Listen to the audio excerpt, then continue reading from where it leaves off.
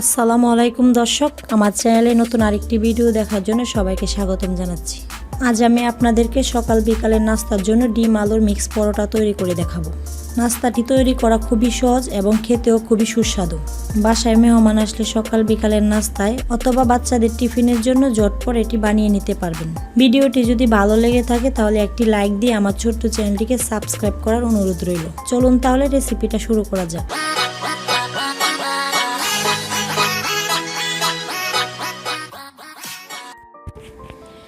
ডিম আলুর মিক্স পরোটা তৈরি করার জন্য এখানে নিয়ে নিয়েছি আমি দুটো ডিম, আর ডিমগুলোকে ভেঙে নিয়েছি। এর সাথে নিয়ে নিয়েছি আমি 3টে আলু, মিডিয়াম সাইজের 3টে আলু নিয়েছি, আর আলুগুলোকে আগে ভালোভাবে সিদ্ধ করে খোসা ছাড়িয়ে নিয়েছি।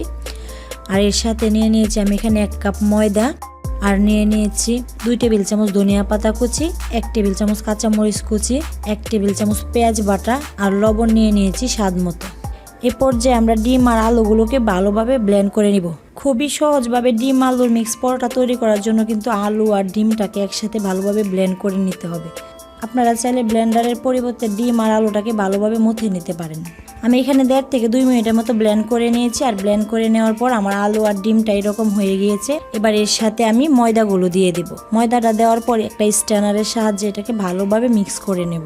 আমি কিন্তু ডিম আলুর মিক্স পরোটাটা বেলে নিব না, এমনিতেই সরাসরি করে নেব। তার জন্য আমাদের ব্যাটারটাকে একটু পাতলা করে নিতে হবে।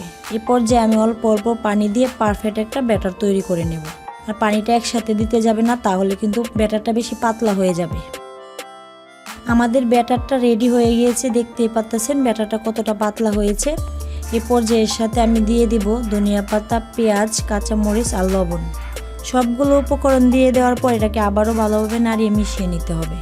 যারা আলু পরোটা খেতে অনেক ভালোবাসেন অথচ বেলাবেলি ঝামেলার জন্য আলু পরোটা খেতে পাচ্ছেন না, তাদের জন্য আমার আজকের এই সহজ রেসিপি। আশা করি আমার রেসিপিটা আপনাদের সবার খুব উপকারে আসবে।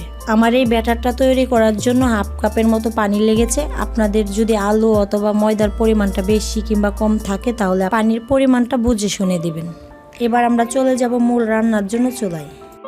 চলে এসেছি আমরা চুলায়। আর চুলায় একটি প্যান বসিয়ে এতে দিয়ে দিব পর্যাপ্ত পরিমাণে তেল। তেলটা দেওয়ার পর প্যানের হাতলের সাহায্যে নাড়িয়ে চাড়িয়ে তেলটাকে ছড়িয়ে নেব। তেলটা গরম হয়ে যাওয়ার পর একটা চামচের সাহায্যে পরোটার জন্য ব্যাটার দিয়ে দেব। ব্যাটারটা দেওয়ার পর একটা চামচের সাহায্যে এরকমভাবে ছড়িয়ে দিয়ে আমি ঢাকনা দিয়ে এটাকে 1 মিনিট রান্না করে নেব। তো ভিউয়ার্স, হয়ে গেল আমাদের 1 মিনিট। আর 1 মিনিটের ভিতরে আমাদের পরোটার এক পাশ হয়ে গিয়েছে। এই পর্যায়ে আমি আবারও পরোটাটা উল্টিয়ে দিয়ে আরও 1 মিনিটের মতো ভেজে নেব। পরোটাটা আমরা 2 মিনিটের মতো ভেজে নিয়েছি। এবার আমি ঢাকনা খুলে পরোটাটাকে ভালোভাবে আরেকটু ভেজে নেব। ডিম আলুর মিক্স পরোটাটা কিন্তু অনেক নরম, এই জন্য এটাকে সাবধানে উল্টিয়ে দিতে হবে, তা না হলে কিন্তু আলুর পরোটাটা ভেঙে যেতে পারে। আমরা যেহেতু আলু ব্যবহার করেছি এই জন্য আলু পরোটাটা কিন্তু খুবই নরম হবে। আপনারা যদি আলু পরোটাটা এতটা নরম পছন্দ না করেন তাহলে আপনারা আলুর পরিমাণটা কমিয়ে দিতে পারেন।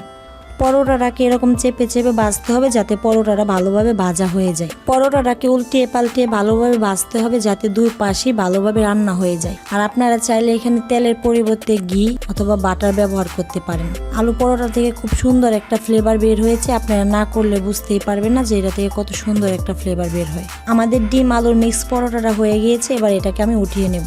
আর এরকমভাবে এক এক করে সবগুলো পরোটা আমি ভেজে নেব। তৈরি হয়ে গেল আমার আজকের রেসিপি ডিম আলুর মিক্স পরোটা। যেহেতু এটা ডিম এবং আলু দিয়ে তৈরি তাই এটি খুবই স্বাস্থ্যসম্মত। চেষ্টা করেছি খুবই সহজভাবে রেসিপিটি দেখানোর জন্য। আমার আজকের রেসিপিটি ভালো লেগে থাকলে আশা করি একটা লাইক এবং কমেন্টস করে বন্ধু বান্ধবের সাথে শেয়ার করবেন। বাসায় একবার হলেও ট্রাই করার অনুরোধ রইল। আজকের মতো বিদায় নিচ্ছি। দেখা হবে আবারও নতুন কোনো রেসিপি নিয়ে। সে পর্যন্ত সবাই ভালো থাকবেন, আমার জন্য দোয়া করবেন। আল্লাহ হাফেজ।